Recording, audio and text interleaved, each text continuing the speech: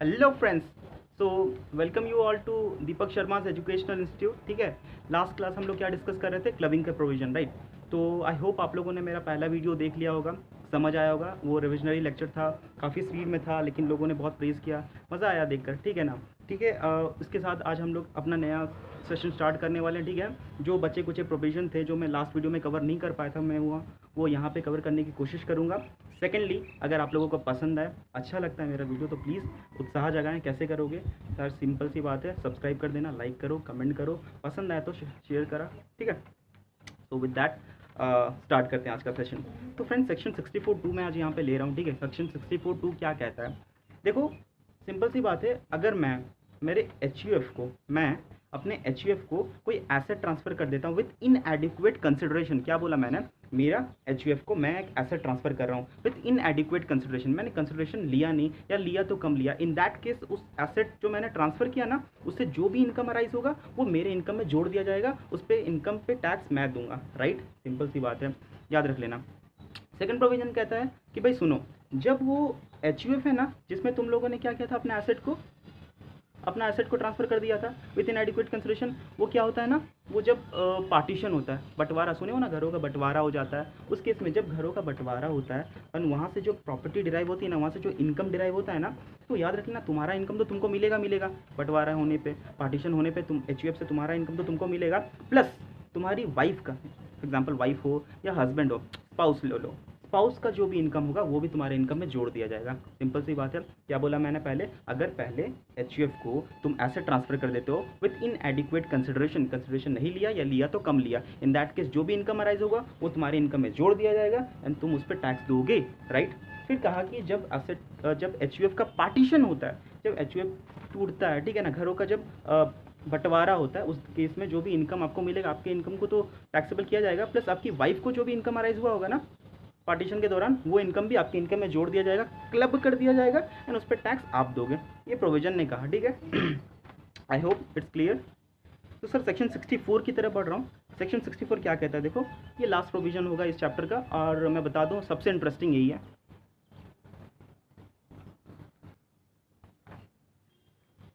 तो friend, section 64 का जो प्रोविजन का नाम है वो है कि remuneration derived bye A spouse from a concern in which the other spouse had substantial interest. क्या बोला? Remuneration derived bye A spouse from a concern in which the other spouse had substantial interest. For example, एक spouse एक business में काम कर रहा है, वहाँ से उसको सैलरी मिल रहा है, ठीक है, एंड वो उस बिजनेस में सब्सटैंशियल इंटरेस्ट होल्ड करता है। सब्सटैंशियल इंटरेस्ट का क्या मतलब होता है सर? कंपनी के केस में आप 20% से ज़्यादा इक्विटी शेयर होल्ड कर रहे हो, एंड कोई और तरह का बिजनेस है, कोई और मोड ऑफ अगर बिजनेस है, वहाँ पे कम से कम 20% तो आपका राइट है प्रॉफिट के अंदर में, ठीक है। इन दैट केस ये माना जाता है कि आपको उस कंपनी के अंदर में या फिर उस बिजनेस के अंदर में सब्सटैंशियल इंटरेस्ट है, ठीक है। अब क्या हुआ, जब मैं फॉर एग्जाम्पल एक बिज़नेस के अंदर में मेरा सब्सटैंशियल इंटरेस्ट है और उसी बिज़नेस के अंदर में मेरी वाइफ भी काम कर रही है, जॉब कर रही है, ठीक है, तो उनको जो सैलरी मिलेगा ना, वो सैलरी भी मेरे इनकम में जोड़ दिया जाएगा, क्लब कर दिया जाएगा, राइट। ये उन्होंने बोला। क्या बोला? Remuneration derived bye A spouse from a concern in which the other spouse had substantial interest. मेरा सब्सटैंशियल इंटरेस्ट था और वो भी काम कर रही थी उसी जगह पे, तो उनको जो सैलरी डिराइव हुआ वो मेरे इनकम में जोड़ दिया जाएगा, राइट सर। दूसरा प्रोविजन ये आता है सर कि क्लबिंग नहीं होगा, आई रिपीट, क्लबिंग नहीं होगा जहाँ पे स्पाउस का प्रोफेशनल या टेक्निकल क्वालिफिकेशन था। मैं कॉस्ट अकाउंटेंट, मेरी वाइफ भी कॉस्ट अकाउंटेंट, ठीक है। मैं chartered accountant, she is a cost accountant. I am a company secretary, she is a cost accountant. उसका भी एक प्रोफेशनल क्वालिफिकेशन है, शी इज़ अ इंजीनियर। जो भी अपने स्पेसिफाइड प्रोफेशन, वो जो टेक्निकल एंड प्रोफेशनल क्वालिफिकेशन उसका है, उसकी वजह से उसको सैलरी मिल रहा है। इन दैट केस वो उस केस में क्या होगा ना, वो क्लबिंग का प्रोविजन नहीं लगेगा, वो इनकम को क्लब नहीं किया जाएगा, ठीक है ना। Thirdly कहता है, if both husband and wife are working in an organization and both are having substantial interest and both are receiving remuneration. क्या बोला? When husband and wife both are working in an organization, both are receiving remuneration and both are having substantial interest in the organization, in that case क्या होगा ना, देखो, other income husband and wife का, other income of husband and wife, देखो दोनों में से highest किसका है? याद रख लेना, जब अदर इनकम देखोगे ना, अदर इनकम में ये जो रेम्यूनरेशन होगा ना डिराइव फ्रॉम दैट कंसर्न, वो उसको मत जोड़ना, उसको एक्सक्लूड करके, इंक्लूडेड है तो एक्सक्लूड कर देना क्वेश्चन में, याद रख लेना, ठीक है। तो देखो कि अदर इनकम जो है बिफोर इंक्लूडिंग द रेम्यूनरेशन, दोनों में से किसका हायर है, जिसका हायर होगा उसके इनकम के साथ में जोड़ देना। आई रिपीट, मैं मेरी वाइफ दोनों एक कंसर्न में काम कर रहे हैं, एक बिज़नेस में काम कर रहे हैं, एक कंपनी में जॉब कर रहे हैं, वहाँ से हम लोग दोनों का वहाँ पे सब्सटैंशियल इंटरेस्ट है, ठीक है। अगर हम दोनों का वहाँ पे सब्सटैंशियल इंटरेस्ट है, हम लोगों को सैलरी भी मिल रहा है, अब वो सैलरी किसके इनकम में क्लब किया जाएगा, ये क्वेश्चन है।